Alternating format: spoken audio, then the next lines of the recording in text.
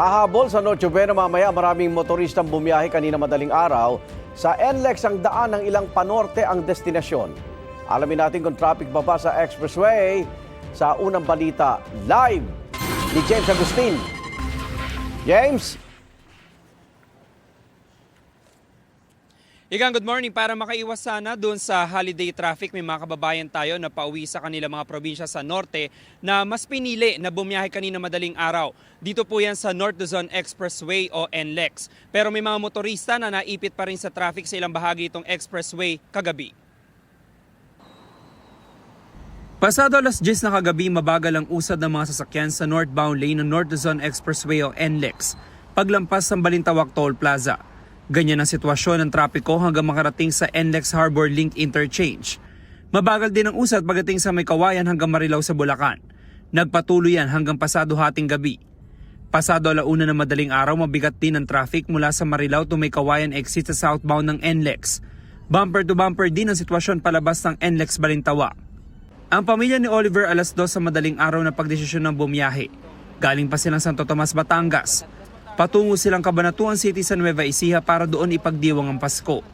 Para ho makaiwas sa traffic, yun ang, may ano ho kasi pagka naman traffic, matagal ang biyahe. Kaya po madaling araw. Ano katagal ang bakasyon nito? 4 days ho, hanggang 27. Galing naman sa Taguig, maaga rin bumiyahe si Cart. Kasama ang kanyang mga kaanak patungo sa Tarlac. Isasabay na raw nila ang family reunion sa Christmas celebration. Para makaiwas po sa traffic dahil yun nga, kanina kagabi kasi mas mahaba ang traffic eh. Sayang yung gasolina tsaka yung oras, di ba? Kaya, ayan po. Sino po pupuntahan niyo sa Tarlac? Mga pamilya lang po, relatives po. 5 araw naman magbabakasyon sa Pangasinan ng pamilya ni Alma. Nakasama pa ang fur babies na sina Malshi at Choco. Bali-galing kami ng Antipolo, tapos ganito kami yung oras bumiyahe kasi umiwas kami sa init sa traffic po. Kapag maaga na kasi medyo matraffic na po. Sa Balintawak Toll Plaza, mabilis ang biyahe ng mga motorista bandang alas 4 ng umaga. Bahagya lang nagkakaroon ng pila sa mga nagbabayad ng cash. Samantala, Igan, ito yung sitwasyon ngayon dito sa Balintawak Toll Plaza ng North Luzon Expressway. Maluwag na maluwag po. Ngayong pasado alas 6 ng umaga, malayo dun sa sitwasyon kagabi na naabutan natin dito na pila yung mga sasakyan. Ito pong nakikita nyo na pila ngayon ng mga sasakyan, ito lamang yung bahagyan nagkakaroon ng pila doon sa mga lane na nagbabayad ng cash. Ito po yung mga merong RFID sticker na hindi sapat yung load o di kaya naman walang RFID sticker talaga.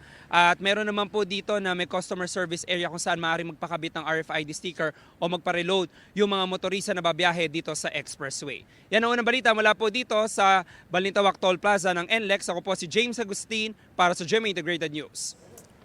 Igan, mauna ka sa mga balita, mag-subscribe na sa GMA Integrated News sa YouTube para sa iba't ibang ulat sa ating bansa.